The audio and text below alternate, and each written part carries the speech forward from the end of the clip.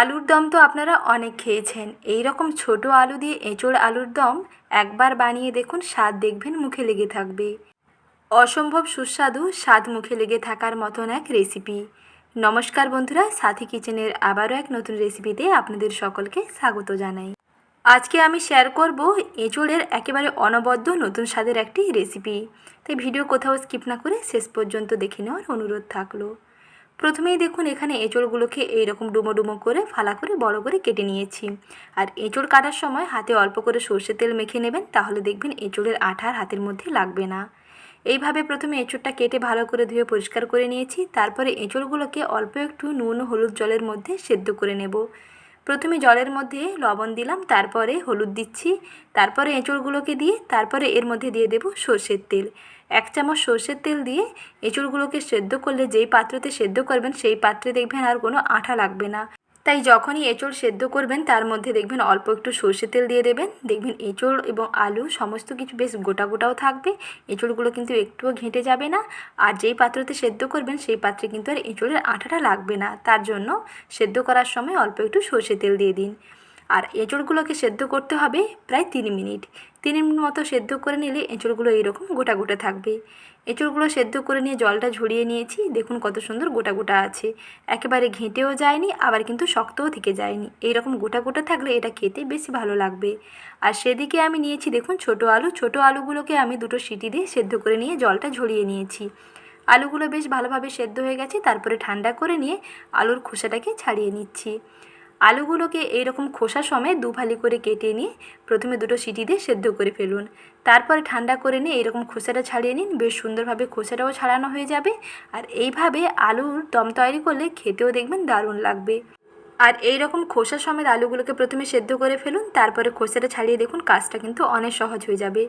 একেবারে খোসা ছাড়িয়ে নিয়ে তারপরে আলু সেদ্ধ করার থেকে এইভাবে দুফালি করে কেটে নিয়ে তারপরে অল্প একটু লবণ দিয়ে আলুগুলোকে সেদ্ধ করে ফেলুন। তারপরে ঠান্ডা করে নিয়ে খোসাটা ছাড়িয়ে নিন, দেখবেন কাজটা কিন্তু অনেক সহজ হয়ে যাবে। আলুগুলোও এরকম গোটা গোটা থাকবে আর সুন্দরভাবে খোসাটাও ছেড়ে যাবে। আর আলুটা দেখুন কত সুন্দরভাবে সেদ্ধ হয়েছে। এখন মূল রান্নাতে চলে যাচ্ছি। কড়াইতে দিয়ে দিলাম বেশ খানিকটা সর্ষের তেল।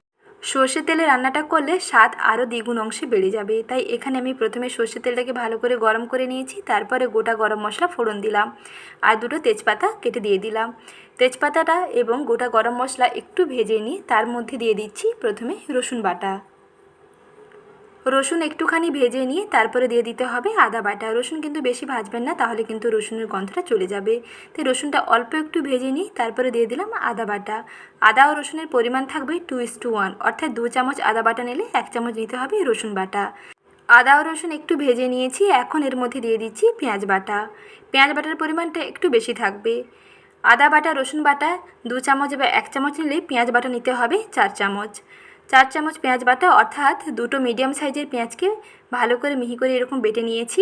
তারপরে এর মধ্যে দিয়ে দিচ্ছি একটি টমেটো। টমেটোগুলোকে এইরকম ছোটো ছোটো টুকরো করে কেটে নিয়েছি। এখন এই সমস্ত উপকরণগুলোকে ভালো করে একসঙ্গে কষিয়ে নেব। এই মশলাটাকে বেশ খানিকক্ষণ পর্যন্ত কষাতে হবে, তাহলে দেখবেন মশলা থেকে বেশ সুন্দর একটা তেল ছেড়ে চলে আসবে এবং এই টমেটোগুলো বেশ সুন্দর নরম হয়ে যাবে। এখন এই মশলার মধ্যে আমি দিয়ে দিচ্ছি লবণ, হলুদের গুঁড়ো এবং লঙ্কার গুঁড়ো। পছন্দ মতো ঝাল অনুযায়ী আপনারা লঙ্কার গুঁড়োটা বাড়িয়ে কিংবা কমিয়ে নিতে পারেন। এখানে 1 চামচ ঝাল লাল লঙ্কার গুঁড়ো, 1 চামচ হলুদের গুঁড়ো এবং 1/2 চামচ লবণ। শুকনো মশলাগুলো দিয়ে তার মধ্যে দিয়ে দিলাম অল্প একটু জল। বাটি ধুয়ে অল্প একটু জল দিয়ে মশলাটাকে বেশ খানিকক্ষণ পর্যন্ত কষিয়ে নেব। যতক্ষণ না মশলা থেকে তেল ছেড়ে আসছে ততক্ষণ পর্যন্ত মশলাটা কিন্তু কষাতে হবে। চুলার আঁচটা একেবারে কমিয়ে দিয়ে কিছুক্ষণ পর্যন্ত মশলাটাকে কষালেই দেখবেন টমেটোগুলো বেশ সুন্দর নরম হয়ে যাবে এবং মশলা থেকে দেখবেন এইরকম তেল ছেড়ে আসবে। যখন মশলা থেকে এরকম তেলটা রিলিজ হয়ে যাবে তারপরে এঁচোড় এবং আলুগুলোকে এর মধ্যে দিয়ে দিতে হবে। প্রথমেই দিয়ে দিলাম সেদ্ধ করে নেওয়া এঁচোড়, তারপরে দিলাম সেদ্ধ করে নেওয়া খোসা ছাড়ানো আলুগুলো। তারপর একসঙ্গে ভালো করে কষাতে হবে। মশলার সঙ্গে এঁচোড় ও আলুকে কিছুক্ষণ পর্যন্ত কষাতে হবে। কিছুক্ষণ কষিয়ে রান্না করলে কিন্তু এটার টেস্ট বেশ ভালো লাগবে। তারপরে অল্প একটু জল দিয়ে দিলাম যাতে নিচে না লেগে যায়, মশলাটা যাতে না নিচে লেগে যায়। অল্প একটু জল দিয়ে এঁচোড় এবং আলুগুলোকে বেশ খানিকক্ষণ পর্যন্ত কষিয়ে নিলাম। তারপরে এর মধ্যে আমি গ্রেভির জন্য জলটা অ্যাড করে দিচ্ছি। প্রায় 2 থেকে 3 মিনিট মতো কষিয়ে নিয়েছি। এঁচোড় এবং আলুগুলো বেশ সুন্দর কষানো হয়ে গেছে। এখন এর মধ্যে আমি গ্রেভির জন্য জলটা দিয়ে দিলাম আর এখানে অল্প একটু চিনি দিয়ে দিচ্ছি। নুন ও চিনির ব্যালেন্সটা একেবারে পারফেক্ট আনার জন্য সামান্য অল্প একটু চিনি অ্যাড করবেন, তাহলে রান্নার টেস্ট দেখবেন আরও বহুগুণে বেড়ে যাবে। তারপরে আরও 4 থেকে 5 মিনিট মতো ফোটাতে হবে। চুলার আঁচ একেবারে মাঝারি থেকে কমের মধ্যে রেখে 4 থেকে 5 মিনিট মতো ফুটিয়ে নিলেই রান্নাটা একেবারে পারফেক্ট হবে। চুলার আঁচ বন্ধ করার আগে দিয়ে দিতে হবে 1 চামচ গরম মশলার গুঁড়ো। 1 চামচ গরম মশলার গুঁড়ো দিয়ে চুলার আঁচটা বন্ধ করে দিন। আর গরম মশলা সব শেষে অ্যাড করবেন, তাহলে গরম মশলার সেন্টটা বেশ ভালো লাগবে। রান্নার মাঝখানে কিন্তু গরম মশলা দেবেন না। চুলার আঁচটা বন্ধ করে দিয়ে সেই গরম অবস্থায় গরম মশলাটা দিয়ে ভালো করে মিশিয়ে নিয়ে তারপরে একটা ঢাকনা দিয়ে 5 মিনিট মতো ঢেকে রেখে দিন। যে কোনো রান্না করে নেওয়ার পর 5 মিনিট মতন স্ট্যান্ডিং টাইমে রেখে পরিবেশন করুন, তার স্বাদ দেখবেন আরও বহুগুণে বাড়বে। এইভাবে এঁচোড় আলুর দম রান্না করে দেখুন, স্বাদ দেখবেন দুর্দান্ত হবে। গরম ভাতের সঙ্গে তো ফাটাফাটি লাগবে, রুটি পরোটা সবেতেই দেখবেন জমে যাবে। এঁচোড়ের তরকারি অনেক খেয়েছেন কিংবা আলুর দমও অনেক খেয়েছেন, তবে এইভাবে যদি ছোট আলু এবং এঁচোড় দিয়ে দম তৈরি করে নেওয়া যায়, তার স্বাদ দেখবেন আরও ভালো লাগবে। স্বাদ মুখে লেগে থাকার মতন একটি রেসিপি শেয়ার করলাম। তাই রেসিপিটি কেমন লাগলো কমেন্ট সেকশানে জানানোর অনুরোধ থাকলো।